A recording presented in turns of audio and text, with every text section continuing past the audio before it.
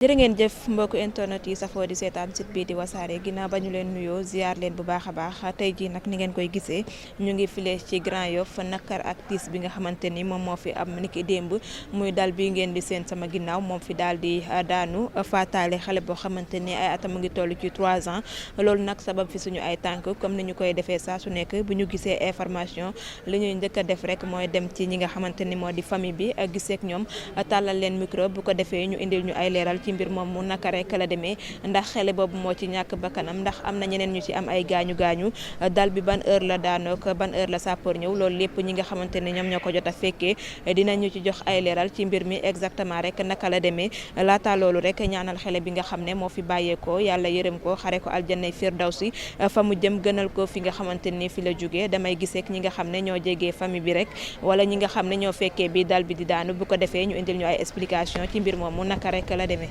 waaw sant nañ bu baax ñu ngi lay fay bu baax a baax. tur bi naka la. Ablaye laa tudd Ablaye. lan nga ñu mën a jox comme information ci li nga xamante ni moo dal ci seen kaw gannaaw ba ñu la jaalee li ñu bokk. waaw dañuy wax alhamdulilah rek nii la waroon demee lu mënta ñàkk la woon rek foofu moom dañuy wax alhamdulilah rek ay dëkkandoo lañ suñu doom la luy xew na métti na rek mais dañuy sant rek xam ne noonu la waroon demee. ndax fekkee nga bi nga xamante ni bâtiment bi mu ngi daanu maanaam dal bi. waaw fekkee ñu ko mais xam nañ fee quoi. ñu mën a wax ci fee. waaw moom gaa ñi ngi añ mu jóg ne day jàngi arab moom xale la moom dafa bëgg alxuraan dem jàng alxuraan dem fekk fa ustaas bi fekk fa kenn mu génnaat di ñibbisi jaar su balcon bi dal di fekk fa ñeneen tamit mais ñu génnee ñëpp fàtte woon ko moom bàyyi ñu si xel fekk xeer bañ ko nëbb xamuñu si dara 14h ba 18h yaayam di ko laajte maamam ne nañ dem xool si xeer ñu dem xool fekk ko fa waaw. kon bi ngeen di génnee ñeneen yi da ngeen a yaakaaroon ne jeex na kenn nekkaatul si biir. waaw loolu lañu jàppoon dañoo jàppoon ni jeex na tàkk gis ñun kenn parce que mënoo ko woon xalaat quoi mais nag suñu borom mooy dawal parce que xeer yi nii fi nit nekkee mënoo ko gis plus de 500 personnes jaar nañu police jaar nañu sapeur ñëpp gendarmerie ñëpp jëw nañ ba gis ñu xale ba dem ñu doog gis xale bi suñu borom la ko wax yërmande la rek dañuy santaat alhamdulilah. xale bi rek moom moo ci ñàkk bakkanam ñeneen ñi dafa amuñu seen gaañu yi garaawul. waaw ñeneen nag seen gaañu garaaw na garaawul waaw mun nañ ko gérer benn moor rek lañ si am mais alhamdulilah baax na sant yàlla. ndax mbir yu mel nii daf faral di am file ci Grand Yoff wala mu ngi fii soog a xew. non dama koy dégg rek di ko gis si kii mais maa ngi doog a dund live and direct mi ne maa ngi koy doog a dund di ko gis ne mu wóor mu ni lii mun naa ci wax fekkee naa ko gis naa ko. gis nañ ne immeuble bi tamit nekk na loo xamante ni lu màgget la ndax ñi si nekkoon jot ngeen a waxtaan ak ñoom wala. waaw mais loolu nag xamam jamono moo tëddee ndoon te àdduna jamono dafa métti location dafa métti da ngay ñëw jamono ji koo war a génne fay la caution 4 mois dafa métti bu amee foo nekk nag fii ñu fi nekkoon famille la ñu fi nekkoon benn locataire te du locataire sax ndax du fayuñu ko parce que dafa dem ba bokk si ñun c'est la famille kër gi moom suñu kër la quoi ñun ñëpp c'est la famille dafa waroon am rek am na ñu sant nañ sëriñ bi. d'accord xale bi ñu si ñàkk si bakkanam si ay atam ci ñaata la war a toll boo ko xayma. nga am 2 ans et demi sama doom la moom amul solo waaw. lan nga ñu mën a wax ci moom ban genre xale la woon. yàlla dafa bind koo xamante ne day jaar àdduna mos rek ñun foofu lañ ko bàyyi dafa jaar àdduna pour mos rek ñun yéem nañu bu yàgg balaa di am waaw yéem nañu bu yàgg balaa di am ku ko xamul nag xamoo ko. maanaam. doomu yàlla la waaw doomu yàlla la parce que Serigne Touba doomu yàlla la noonu la waroon demee. mën nga ñu expliquer lan mooy doomu yàlla la. doomu yàlla ku am ngërëmal suñu borom la doomu yàlla. kon daal dafa nekk xale boo xamante ni xale bu teel a sotti la woon. kooku uru ay nu la waaw dafa doon jaar daale dunya pour mos nii rek bu ko neexoon du ñëw man leen na ma ñu fekk fa dañ ko naan yow yéex nga ñëw. denc nañ ba pare amatul dara lu waroon xew la rek soxna si barki nañu ndax bi nga xamante ni rob bi maanaam ñu ngi dem pour denc ko gis nañu mbooloo mi nga xamante ni moom moo topp ci ginnaawam mu ngi mel ni kilifa goo xamante ni mu ngi dem. waaw moom laay wax noonu moo tax mooy leen doomu yàlla la façon décès bu nekk gis nañ ñi waaw mais bii ni mu demee nii mooy loolu barki démb ba tey nga doog si jot hôpital lépp dara jafewu fa nag lépp yomb na mais balaa nga siy jot mooy métti. nga xam ne suñu borom mooy dawal lii naal bàyyi alhamdulilah. waaw kay jërëjëf ñu ngi leen di jaale bu baax a baax di leen masawu te bokk ak yéen tiis bi aussi. ok alhamdulilah yéen tam sant nañ leen bu baax nii rek lu mu mënoon demee jaajëf. kilifa gi maa ngi lay nuyu. waaw maa ngi lay sant di la siyaare yow it. tur bi naka la. Seydou Seye. d'accord Seydou gannaaw ba ñu leen masawoo jaale leen ci tiis bi nga xamante ni moo daal di dal ci seen kaw ndax mën nga ñëwalaatal ci information ci mbir mi naka rek la demee. waaw xam nga tamit lu ñu jot a fekkee moom amaana ñu dañu xaw a tardé mais lu ñu jot a fekkee moom fekk nañ suñu mag bu jigéen ak suñuy raq ñu tëdd ñooñu lañ fekkee ñu sauvé leen ci mais à part ça ñun 14h ba tey ñu ngi fi sapeur yéex na ñëw tamit parce que moom lañ jàppoon moo si gënoon sonn fekk ndekete am na xale bu laaxatu ci biir ay 19h dañ ko yëg waaw moo tax tiis boobu moom daf ñu métti trop waaw dafa métti trop waaw. dama dégg ci ay wax nga ne dafa am seen mag bu jigéen bu fi nekkoon kon nekkul kenn rek moom moo amala daal bi daanu ci kawam. moom décédé wul moom ndigg bi lay jàmbat waaw ak suñu benn raq tamit boo xamante handicapé la ak yeneen booy yu ndaw yi toogoon ci suuf waaw. xanaa kër gi dafa màgget wala. waaw parce que màgget na nag parce que waroon nañ génn bu yàgg mais xam nga mag moom pour génnee ko ci kër day xaw a métti moo taxoon nag. xale bi ci ñàkk bakkanam ñaata at la am. 4 ans la war a toll waaw. kon daal sapeur dafa yéex a ñëw ba 17. Sapeur ba muy ñëw parce que ñun suñu sœur bi lañ jàppoon moom rek moo amoon blessé bu garaaw ñun xale bi gisuñu ko dernier mois lañ ko gis moo tax waaw. xale bi yàgg gi mu yàgg ci suuf moo tax mu ñàkk. waaw amaana sax même bu yàggoon suuf si parce que xale bu am 4 ans xeer yu toll ni war si kawam même buñ teel a ñëw sax xëy na foofu la yàlla tuddoon bësam rek waaw.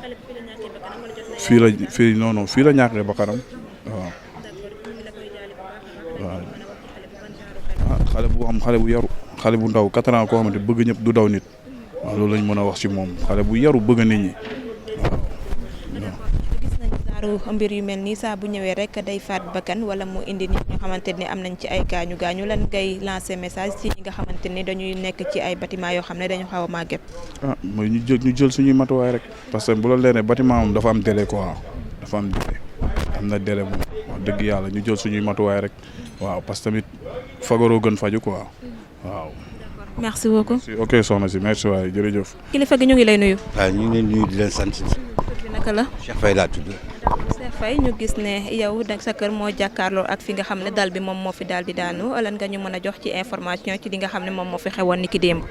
waaw démb dama ñëw wàcc ñu woo ma ne ma am na suñu dëkkandoo yoo xam ne dal bi dafa wàcc bi ma ñëwee xam naa yéex a ñëw nag aussi dama liggéeyoon ñëw ñu constaté dañu évacuer sama doom si la bokk waaw sama ñaari doom si la bokk. ñaata at lañ am. kooku am na 7 ans ku keneen kii war na am ay 35 ans yooyu ñama ñaari doom ok sama dëkkandoo yi bi papam ñooy liggéeyandoo mu gaañu am na booy bi am na 4 ans waaw bi sapeur yi ñëwee ñu évacuer affaire bi léegi am na benn booy bu des si biir mooy booy bi gaañu waaye. gannaaw ba nga ñëwee ñu ne la say doom ci lañ bokk ba nga ñëwee jot nga gisanteeg sa doom yi. jot naa gisanteeg ñoom après ñu dem hôpital xool ñu dem CTO ñenn ñuy bàyyiwaat leen les premiers soins mais keneen ki dafa xaw a sonn fi mu ne nii Ramatulaay.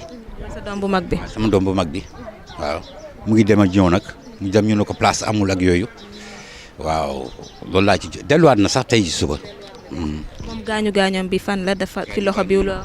ci baat bi la parce que da doon jaay foofu à côté waaye fi la doon jaay ci suufu affaire bi suufu dal bi waaye. dal bi ñëw dal ci kawam ñu ne ko fii amul place kon jamono yi maanaam métit lay doxaale. mu ngi dem di ñëw mais normalement dans les kii ak nu mu munti demee dañ ko fa waroon tëye am na yeneen mantit yoo xam ne xajul si gàlle waaye xajul si kër. d'accord bi mu demee jot dañ ko jox ay garab dañ ko pikiir luñ ko defal. dañ ko defaat scanner joxat ko ay garab il paraît que encore bi mu demee ñëw nii léegi ndig li da doon métti ak faar yi waaye mu delluwaat encore mun naa am ngoon si ni mu defaat demaat dellu mais téye woon ko moo doon logique ak nu mu munti demee même bu dee hôpital boobu mun ñu ko téye ñu transféré ko mu dem feneen ay same ngi fi ak yooyu mais waratul dellu si kër gi ñu ñëw di ko seetaan waaye ku ñëw di ko xool muy dem dafa métti loolu mu ngi souffrir actuellement ak douleur am yi. beneen xale bi moom fu mu gaañu mbaa gaañu moom aussi grave. sama doomu frère la bon def nañ rajo scanner ak yooyu gisuñu dara à part tibia bi moo am xoosu ak tiitaange waaye.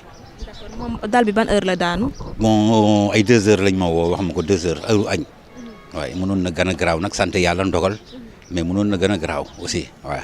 ndax kër gi dafa am ñu fi dëkkoon wala kenn dëkku ci woon. am ñu fi dëkkoon ñëpp génn nañ la police est venue des ko si ñëw na tëj nañ kër gi waaw pour le moment ñoom ñoo ci des quoi ñoom dañ doon waaj pour toj ko vraiment ndogal am na mais ñoom dañ doon préparer pour dem aussi.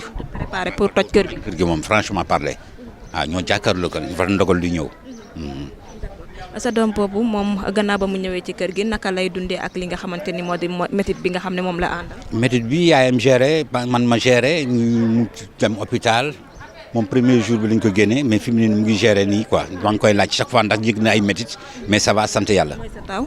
non du sama taw sama doomu grand frère la sama doomu grand frère la.